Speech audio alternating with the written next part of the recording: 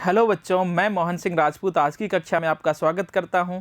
तो हम पढ़ रहे थे कक्षा 12 की इतिहास की पाठ्य पुस्तक का भाग 2 भारतीय इतिहास के कुछ विषय, और इसका 7वां अध्याय विजयनगर साम्राज्य के बारे में हम पढ़ रहे थे। और इस अध्याय का कुछ भाग हमने पिछली कक्षा में पढ़ा है और आज इसका चौथा भाग हम पढ़ेंगे, जिसका नाम है उत्तरों की खोज में नए प्रश्न। कि उत्तरों की खोज में जो नए प्रश्न हमारे सामने खड़े हो गए थे उनके बारे में। तो उत्तर तो क्या थे कि इस महान विजयनगर साम्राज्य के बारे में जानकारी कैसे मिली, और हमने पिछली कक्षा में देखा था कि कितना कठिन था विजयनगर साम्राज्य के इतिहास का पुनर्निर्माण कर पाना।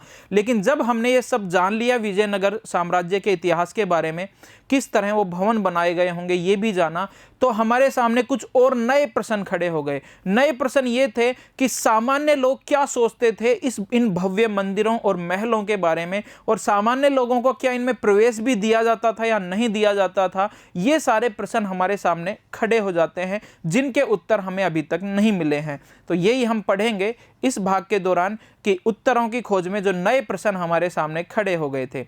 तो आइए बच्चों, शुरू करते हैं आज की कक्षा। देखिए, उत्तरों की खोज में नए प्रश्न। तो जो बड़े बड़े भवन, सुरक्षित भवन बने थे, उनके बारे में है कि सुरक्षित और बड़े बड़े जो भवन है, तो सुरक्षित भवन हमें उन तरीकों के विषय में तो बताते हैं जिससे स्थानों को व्यवस्थित किया गया और उन्हें प्रयोग में लाया गया। मतलब वो बड़े बड़े भवन हमने देखे, हमने ये भी अनुमान लगाया कि ये बड़ा भवन किस काम आता होगा और ये भवन किस काम आता होगा। जैसे महानवमी जो डिब्बा है वो किस काम आता होगा, कमल महल किस काम आता होगा, सभागार किस काम आता होगा। ये सारी चीज़ें हमने जान ली, और ये किस चीज़ से बने, इनकी निर्माण सामग्री, ये भी सारी चीज़ें हमने जान ली है। आगे है, वह हमें यह भी बताते हैं, वो बड़े बड़े भवन हैं उनसे हमें यह भी जानकारी ले लेते हैं, और बड़े भवन हमें यह भी बता देते हैं कि वे किन वस्तुओं और तकनीकों से उनका निर्माण किया गया और वो कैसे किया गया, उनका निर्माण कैसे किया गया, कौन सी तकनीक इस्तेमाल हुई, कौन सी वस्तुएं उसमें मिलाई गई। जैसे हमने बात की कि विजयनगर साम्राज्य के चारों ओर 7 बड़ी बड़ी परिधियां बनी गई थी, किलेबंदी के लिए 7 सुरक्षा की दीवार बनाई गई थी, और उन दीवारों को बनाने के लिए किसी भी तरह के गारे या चूने का प्रयोग नहीं हुआ, बल्कि पत्थरों को ही फनाकार आकृति में काट के खांचे बनाकर एक दूसरे में फंसाया जाता था, फिर वो हिलते भी नहीं थे। तो ये सारी चीज़ें हमें पता चल जाती हैं कि कौन सी सामग्री प्रयोग की गई, कौन सी तकनीकी प्रयोग की गई। तो ये जो प्रश्न थे हमारे सामने, इनके उत्तर तो हम उन भवनों के सर्वेक्षण से प्राप्त कर लेते हैं, लेकिन उसके बाद हमारे सामने कुछ नए प्रश्न खड़े हो जाते हैं। और वो नए प्रश्न क्या हैं, तो वो ये है, लेकिन स्थापत्य के तत्वों के परीक्षण से हमें यह नहीं बताते कि सामान्य पुरुष, महिलाएं तथा बच्चे जो शहर और उसके आसपास के क्षेत्र में रहने वाली जनसंख्या का एक बड़ा भाग थे, इन प्रभावशाली भवनों के विषय में क्या सोचते थे। तो ये प्रश्न हमें, जिन प्रश्नों का उत्तर नहीं मिला है, जो नए प्रश्न हमारे सामने खड़े हो गए हैं कि ये बड़े बड़े आलीशान भवन, महल और मंदिर जो बनाए गए थे, इन मंदिरों के बारे में सामान्य पुरुष और महिलाएं जो शायद शहर में ना रहते हों, शहर से बाहर रहते हों, या शहर में भी जो गरीब महिला, पुरुष और बच्चे हों, वो इन महलों और इमारतों के बारे में क्या सोचते थे। ठीक है। और साधारण जनसंख्या का एक बड़ा भाग प्रभावशाली भवनों के विषय में किस तरह से उनके विचार थे और वो क्या सोचते थे। क्या वो लोग इनको शोषण का प्रतीक मानते थे? कहीं ऐसा तो नहीं कि साधारण जनता को जबरदस्ती काम के लिए ले आया जाता था, उनको मजदूरी भी या वेतन भी मिलता था कि नहीं मिलता था काम के बदले में। तो ये बड़े प्रश्न हमारे सामने खड़े हो जाते हैं कि वो जो साधारण लोग थे, आम लोग थे, जो शायद शहर से दूर रहते थे, सामान्य पुरुष और महिलाएं और बच्चे, क्या उनको इन भव्य इमारतों में आने भी दिया जाता था कि नहीं? क्या उनका प्रवेश इनमें होता था कि नहीं होता था? अगर प्रवेश होता था तो क्या वो भगवान के किसी मंदिर में गए तो क्या वो भगवान के दर्शन भी कर पाते थे, आराम से दर्शन कर पाते थे, या बड़ी जल्दबाजी में उनको भगा दिया जाता था? ये बहुत बड़े बड़े प्रश्न हमारे सामने खड़े हो गए हैं।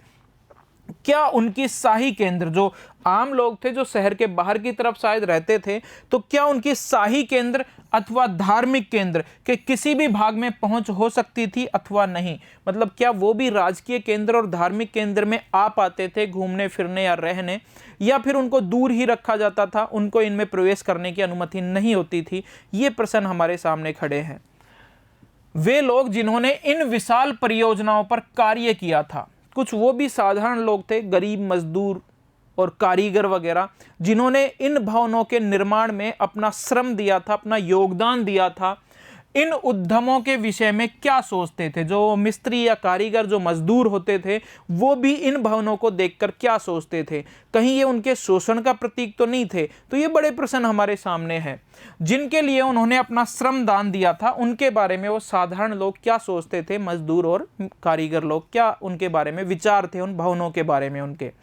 आगे बात करें, हालांकि क्या निर्माण करना है, क्या बनाना है, मंदिर, महल या कोई भवन, क्या निर्माण करना है, किस स्थान पर निर्माण करना है, कौन सा माल प्रयोग करना है निर्माण करने के लिए, और कौन सी शैली का अनुसरण करना है, किस शैली में निर्माण करना है, ये सभी निर्णय शासक वर्ग लेते थे।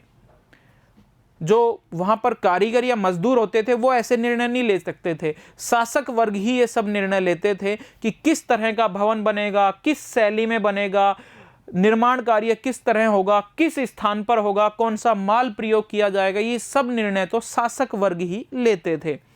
इतने विशाल उद्यमों के लिए आवश्यक विशिष्ट ज्ञान किसके पास था? यह भी एक बड़ा प्रश्न है कि निर्णय तो शासक वर्ग लेता था, लेकिन उन्होंने कह दिया कि इतना बड़ा महल बनाना है, तो उस महल को बनाने के लिए जो ज्ञान चाहिए, विशिष्ट ज्ञान चाहिए कि मजबूत महल वो कैसे बनेगा, यह सारा ज्ञान किसके पास था? मतलब भवनों की संरचना या डिजाइन कौन तैयार करता था?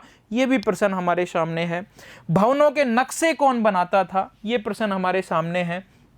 राजगीर मतलब पत्थर व ईंट, पत्थर काटने वाले जो मिस्त्री होते थे, पत्थर की कटिंग करने वाले, उन पे शानदार मूर्ति कला या चित्र बनाने वाले, मूर्तियां जो वास्तविक निर्माण कार्य करते थे, मूर्तिकार जो वास्तव में निर्माण कार्य करते थे, कहां से आते थे वो लोग? वो कौन थे जिन्होंने इतना शानदार निर्माण किया राजा के आदेश पर?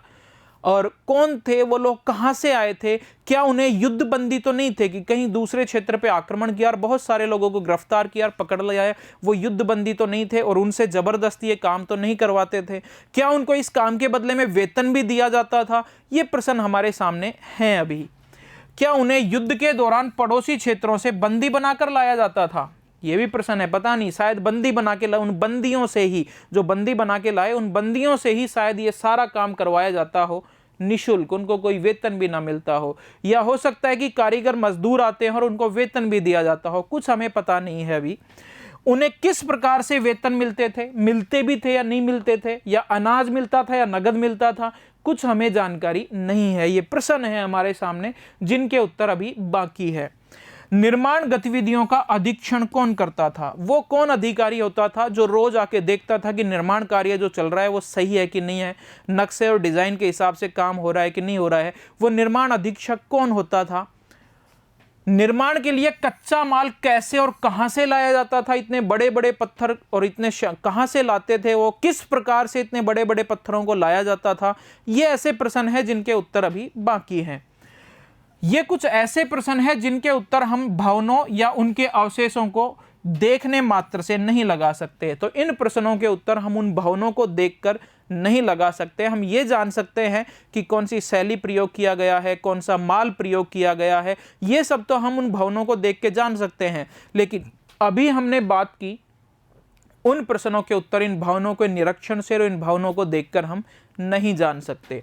संभवतः अन्य स्रोतों के प्रयोग से जारी शोध कुछ संकेत दे। अन्य जो कई सारे शोध हो रहे हैं, कई तरह की चीजें अभी चल रही है शोध में, शायद उनसे हमें ऐसे कुछ प्रश्नों के उत्तर मिल पाए।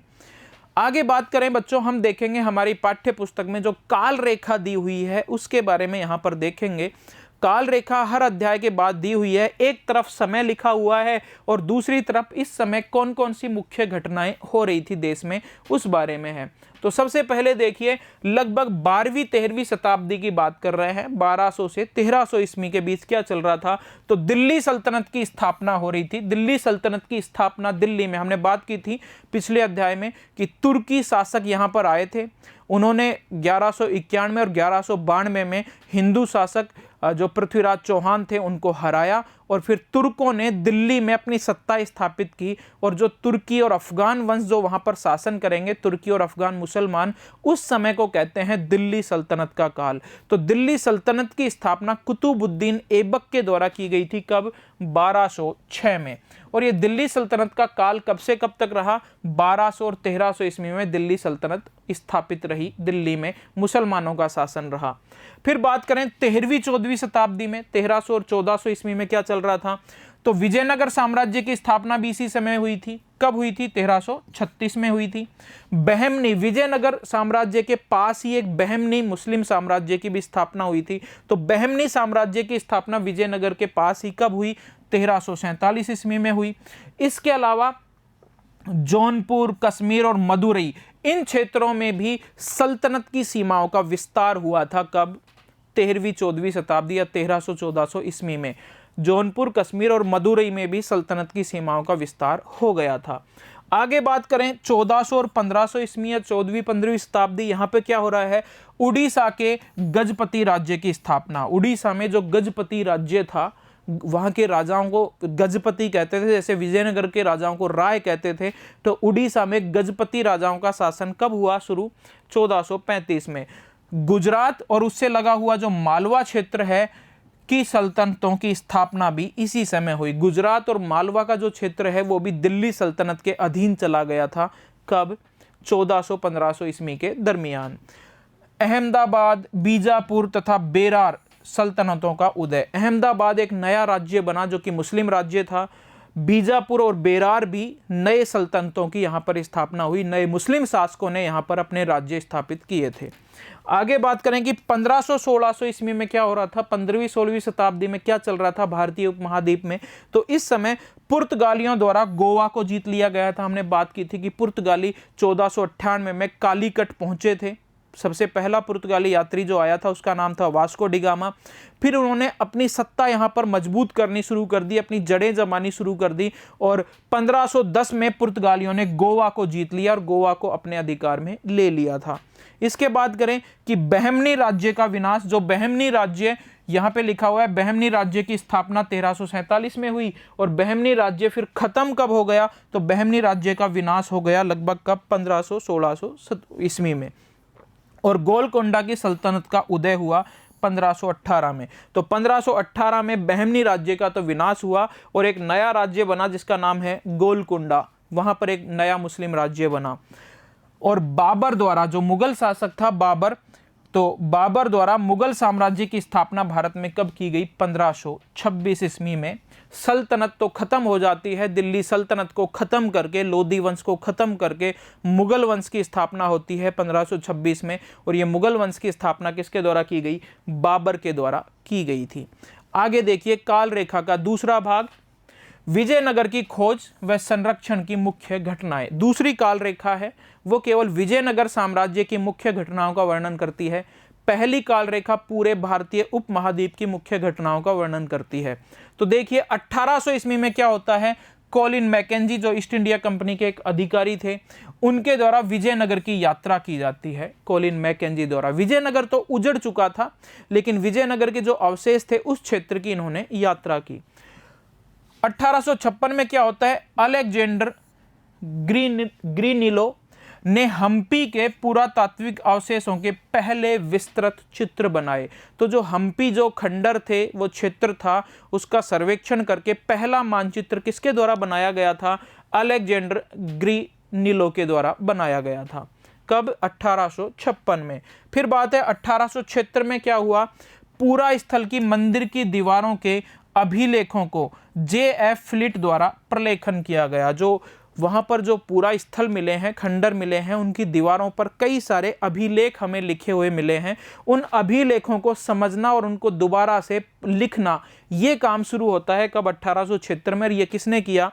J.F. फ्लिट एक आए थे यहाँ पर विद्वान, उनके द्वारा ये काम किया गया। 1902 में क्या होता है? जॉन मार्शल के अधीन संरक्षण का कार्य प्रारंभ हुआ।